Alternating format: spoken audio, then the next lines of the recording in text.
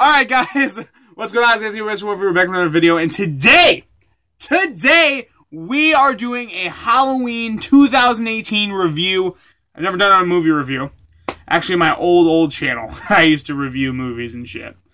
But I was like 11 and 10, and yeah, I don't know what the fuck I was talking about. But now, this is serious. If you know me, if you're watching this video and you know me, you know damn well that Halloween is my favorite movie or horror movie of all time, dude. Like, I love Halloween. Halloween is very special to me. That sounds corny. My first tattoo is going to be a Michael Myers tattoo, like, right on my right arm, like, all right here and shit. It's going to be badass. I can't wait. I'm wearing the shirt that I wore last night. I love it. I love Halloween, as in, I have all the movies, I have everything. I know everything about Michael Myers. I know everything. So, I was very excited going into the theater last night to see Halloween 2018. And dude, let me tell you, that shit was fucking awesome. It was amazing. I loved every bit of it. There was a couple things that I don't necessarily agree with. I don't really care, but I feel like if those things didn't happen, maybe it would have been better. Like, for that particular scene or something. So, but, like, everything about it was awesome. Oh, shit. Whoops. The kills, the characters, you know, the acting, the fucking, Michael Myers and the mask, this, you know, everything, the score, all of it was fucking awesome, dude. You know, it was really fucking good. So, let's start off with the kills. The kills were fucking brutal. Them shits were awesome. I don't know if they were on the same level as Rob Zombie's. I mean, it had brutal kills, do not get me wrong, but I don't know. I feel like Rob Zombie was a bit more, I don't know. I don't know, but it had gory kills, and I love that. It was great. One kill was when Michael grabbed this bitch by her hair, yanked that bitch back, and no, did not slit her throat. That motherfucker put the knife straight through her neck, and that shit came out on the side. Shit was awesome. Fuck yeah.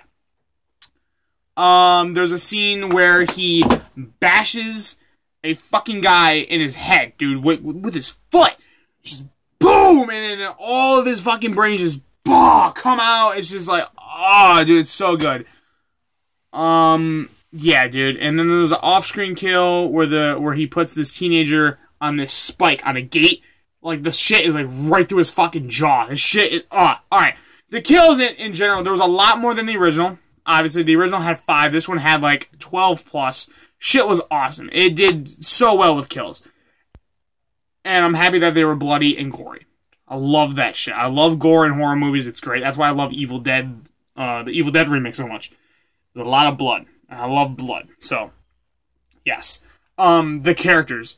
Jamie Lee Curtis, as Laurie Strode again, fucking killed that shit. Like, dude, she did so well with the whole PTSD type thing, the trauma, just the emotion. She really captured that shit, and it was just awesome.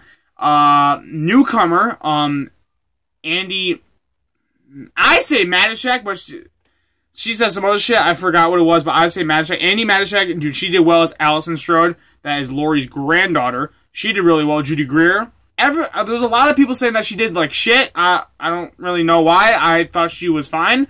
She was pretty good. She plays Karen Strode, Laurie's daughter. All 3 Strode women were really good. I mean, they were all good. You know what I'm saying? There was, I like Julian. He was the little kid that Vicky, which was a babysitter, which is Allison's friend, she was babysitting him, and dude, that kid is hilarious, yo. Like, oh, dude, it was so funny. He was like, because Vicky was on the phone, and he was like, yo, I know you guys are talking about weed and shit. He's like, well, I wouldn't be sitting here clipping my nasty-ass toenails and shit. And then Vicky was like, well, I'll tell your mom about your browser history. He's like, no, don't do that. it was just funny. There's a lot of funny scenes, but there is one funny scene that I don't feel like fit that moment. It's when Vicky, checks the closet door that, you know, Julian asked her if she can close the closet door. So she goes, and Michael comes out, stabs her or slashes her, and then Julian gets out, just runs out of his bed. He's like, oh shit, and then just goes. It was funny, but I don't feel like it was meant for that moment. The tension kind of just died completely because of that, I feel like. I don't really care. I thought it was still funny. It was still a great scene. I loved everything about it, but I feel like if they didn't put that specifically right then and there after he came out of the closet, I feel like it would have been a better moment. Maybe more tension, more suspense, you know. Yeah. I mean, and then Dr. Sartain. Dr. Sartain, he's basically the new Loomis, if you will. There's a part where it's Officer Hawkins and the doctor, and then Allison's in the back, right? So they find Michael, they run him over, right? So then the doctor and Hawkins both get out of the car, and then as Hawkins is about to, like, shoot him and shit, fucking, the doc is just, he whips out a pen blade and just, bam, right in his neck. You know what I'm saying? Stabs him. And then he was like, well, this is, and then he says, well, this is what it feels like to kill. Because that's what he was probably been trying to do for so long, to try to get to Michael and have Michael tell him what it's like to kill and what his urge is. You know what I'm saying? And then, here's the stupidest part. He fucking picks up his mask and puts that shit on. That just, no. Dude, now you really fucking crossed it. Because it's ridiculous. But the way that Michael comes back and kills that motherfucker, I mentioned it earlier when he fucking just steps on his head and just boom! You know what I'm saying? Like, oh, it was so good. It happened really quick. It didn't drag on, which is great, because if it did, it would have been worse. But, you know, he did all that, and Michael killed him real quick, and done. You know what I'm saying? No problems after that. Yeah, I thought all the characters were great, even the teenagers, so Vicky and Dave, they were good. Yeah, all the characters were really good, I feel like. What's his Ray? Ray was pretty. He had one funny scene. He was like, ah, shit, I got peanut butter on my penis. And it was just really random but funny. So that worked. Yeah, all the characters were great. I mean, and the dude who plays Michael Myers, James Jude Courtney, was fucking awesome. He walks a bit faster than Nick Castle in the original, and he's a lot more aggressive.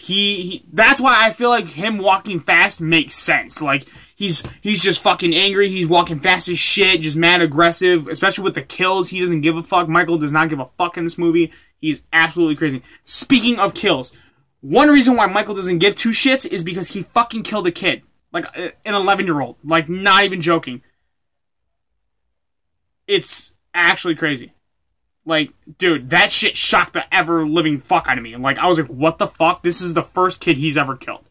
You could consider him killing Jamie in the Halloween Curse of Michael Myers. But, you know, she was like 15 or 16. You could say that, but I mean like a child. Not a teenager, not like my age. None of that. Like, this kid was like 11 or 12 years old, and Michael just didn't give a fuck. He just grabs his, because he pops out the back of the truck, grabs his head, and just, bah, bah, bah. Just, it's crazy, right? Insane. But that's what I love about it, because not a lot of movies have the balls to do that, and they did it, and it fucking is awesome. Like, Michael does not give a shit in this movie, and that's what I love about it. There's no fucks given. It doesn't matter. Everything just goes. Moving on to the score. The score. John Carpenter is back with the score, with his son, and then some other guy. Dude, they fucking killed that shit too. I listened to the soundtrack earlier, because I wanted to see the movie first, hear everything for the first time, really, and then listen to the soundtrack fully, all 21 songs, and it was great. I loved it. There's one particular, if you guys check out the soundtrack, there's one particular track, it's called The Shape Hunts Allison. It's my favorite. I love that shit. It sounds really techno, Halloween 2-ish, and it's awesome. The score was amazing. There's nothing else to say. It was just fucking awesome. The movie itself, it ends with Laurie, Karen, and Allison trapping Michael in Laurie's basement. Has there's like stairs, and then there's like these spikes where Michael can't go anywhere. So they light it on fire while he's just standing there looking up at the camera like this, you know, just staring. You can find it online somewhere, I'm pretty sure. Or if you've already seen it, fucking you know exactly what I'm talking about. So they light the whole basement on flames. The whole house is on fire now, right? And there's the next shot, or one of the next shots, they go down in the basement, like there's a shot of the basement just up in flames, and Michael is nowhere to be seen. His body isn't there. He's not on the stairs, like I said. He's nowhere. So I'm like, okay. he's not dead. Like, I knew he wasn't going to die anyway. Whatever I thought in that very moment, it didn't matter because they're already making a sequel. They're writing a sequel right now, and the movie is doing very well in the box office, so you know they're making a sequel. They said that. They said if the movie does well with the box office, they'll make a sequel, and that you can already tell that's going to happen. It's already setting records and shit. So, yeah. And then if you stay for the credits, it's not a credit scene, but at the very end, you hear him breathing. And it's just like, it kind of just indicates that there's going to be another movie right there. So that's how it kind of sets up a sequel. Now, I don't know how the fuck he got out of the basement, because I don't know.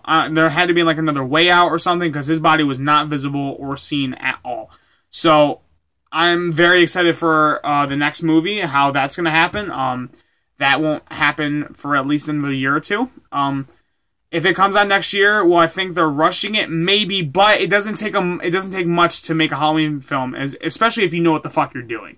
You know what I'm saying? This movie took 3 weeks to film, just like the original. It's not a lot. This shouldn't take months to film. This is very quick, easy, and like if you know what the fuck you're doing, you can get this out in a year. That doesn't necessarily mean a bad thing. Halloween 5 came out a year after Halloween 4, and it was garbage because they didn't know what the fuck they're doing. The director couldn't even speak English. So yeah, I'd say another Halloween film will most likely come 2020. But you could see one next year in 2019 along with it. You don't know. I hope, either way, I don't give a fuck. I mean, if there's another Halloween movie coming, I'm all for it. I love Halloween. But overall, if I had to rate this, I'd say it's a 9 out of 10. I thought it was fucking awesome. The score, the characters, the actors, the kills, everything was great. I loved it. Yeah, this is actually my third favorite Halloween film now. It would go the original, 1978 Halloween, then the original Halloween 2, and then this one. Yeah, definitely my third favorite. I cannot wait to get this shit on Blu-ray so I can watch it again. Yeah, I definitely recommend it. Obviously. I mean, dude, it was a great fucking movie. I had a great time. My heart was pounding when that movie started. I was all for it. I was so excited.